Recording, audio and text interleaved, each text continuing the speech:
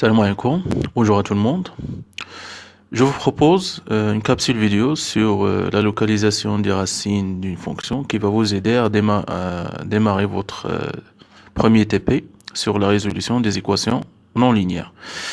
Donc on va commencer à la barakatillah. Donc on va traiter l'exemple qu'on a traité déjà lors de la séance du cours.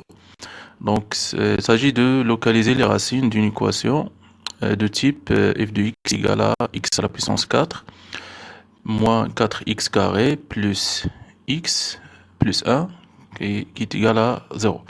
Donc on va tracer cette fonction dans un intervalle entre moins 2,5 jusqu'à 2,5. Donc premièrement, donc je vais choisir deux colonnes, donc la colonne A et la colonne B.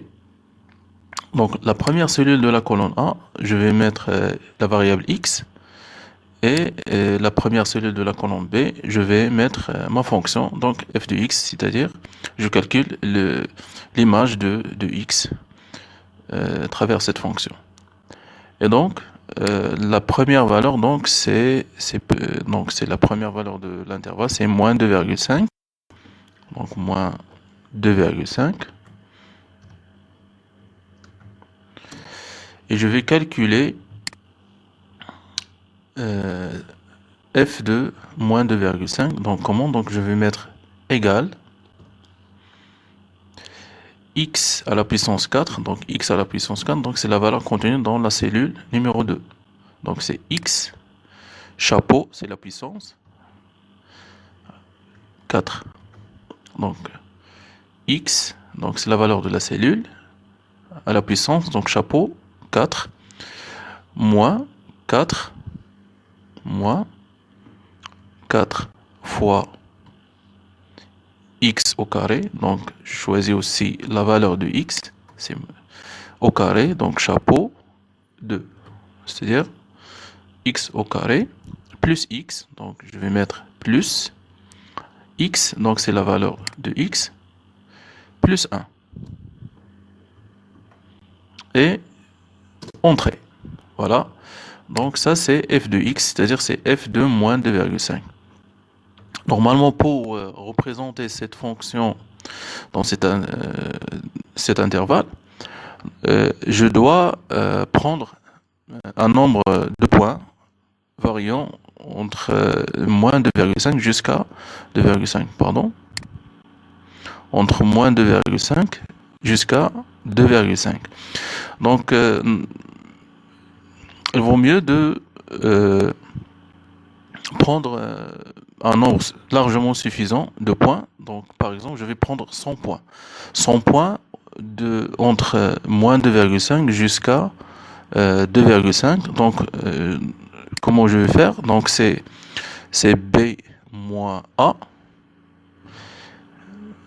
le tout divisé sur le nombre n de points que je choisis. Donc B moins A divisé par n. Donc B moins A, donc je vais mettre, donc B moins A, c'est 2,5 moins 2,5, donc c'est 5, divisé par le nombre de points que je cherche, que je souhaite bien sûr, c'est 100. Donc normalement 5 sur 100, c'est 0,05. Ça c'est le pas avec lequel je vais incrémenter mon x. Donc qu'est-ce que je vais faire? Donc je vais aller vers la cellule numéro 3. Donc pour calculer la valeur de x plus 1. Donc x1, donc ça c'est x0 par exemple, ça c'est x1. x1, donc c'est x0 plus le pas. Le pas c'est 0,05.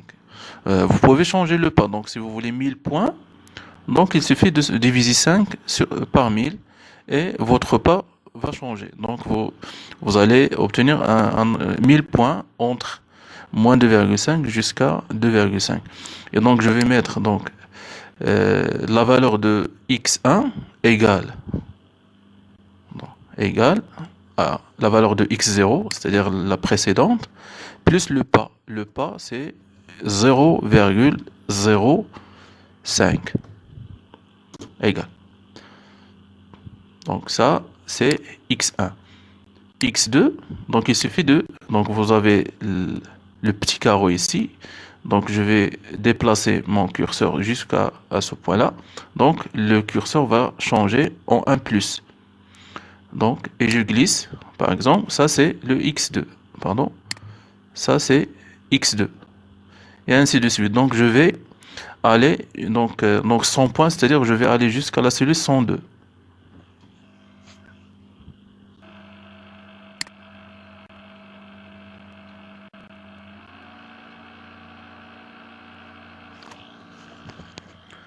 Voilà, donc vous pouvez constater lorsque j'arrive à la cellule 102, c'est-à-dire j'ai 100 points, je parviens à la valeur, à la limite de mon intervalle qui est 2,5. Donc le x maintenant varie entre moins 2,5 et 2,5 avec un pas qui est égal à 0,05. Ça, ce pas il est largement suffisant pour représenter cette fonction. C'est bon? La même chose donc pour calculer l'image de x à travers cette fonction, il suffit de déplacer le curseur vers ce point-là. Donc le curseur va changer en 1 plus noir et je glisse. Donc ça c'est pour x2 et ça c'est pour x1, pour f de x2, etc. Donc je vais continuer jusqu'à la valeur 2,5.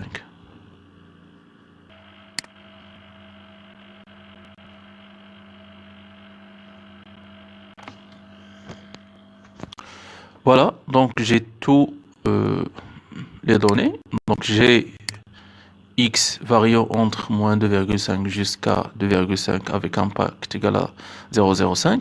Et bien sûr, j'ai l'image de x pour chaque point. Donc qu'est-ce que je vais mettre? Je vais tracer la fonction f en fonction x. Donc je dois faire, donc c'est je dois sélectionner les deux colonnes B. Voilà, je les deux colonnes. Je vais vers insertion,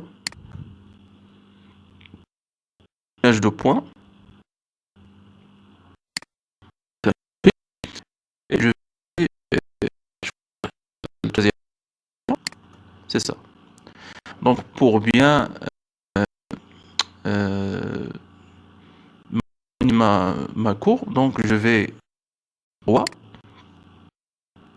et choisir déplacer le graphe vers une nouvelle feuille. Voilà. Vous pouvez changer le nom si vous voulez. Donc moi je laisse comme ça, graphique 1. OK. Voilà, donc c'est ma fonction.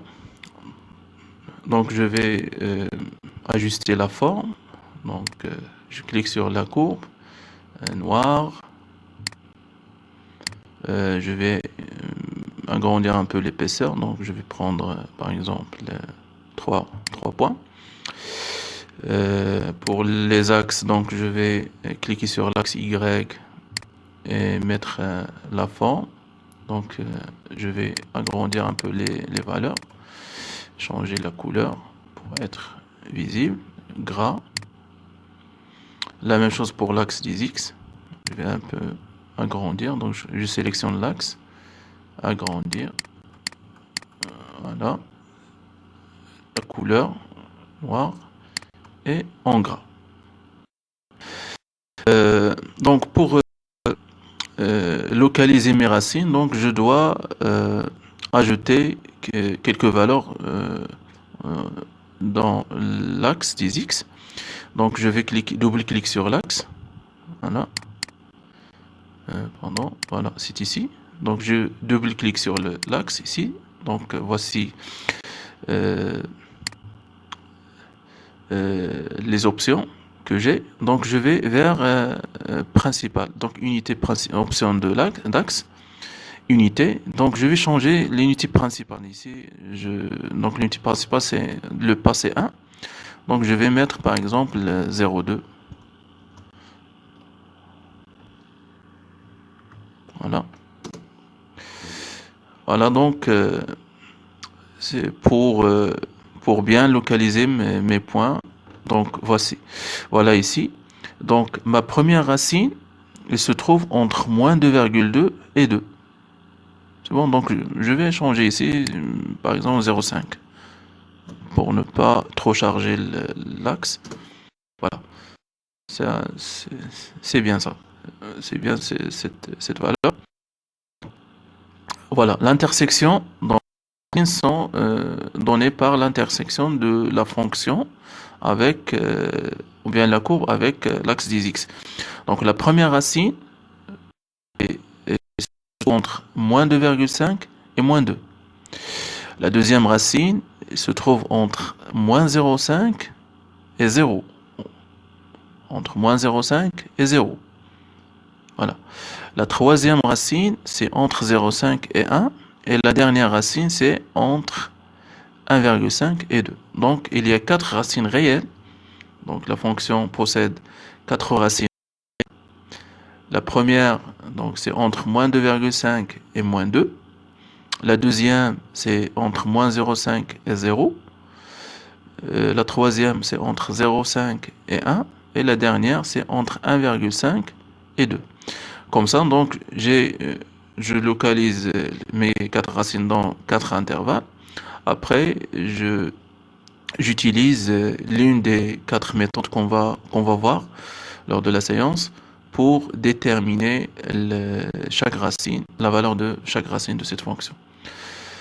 Donc voilà, c'est tout. Merci pour votre attention. Salam alaikum.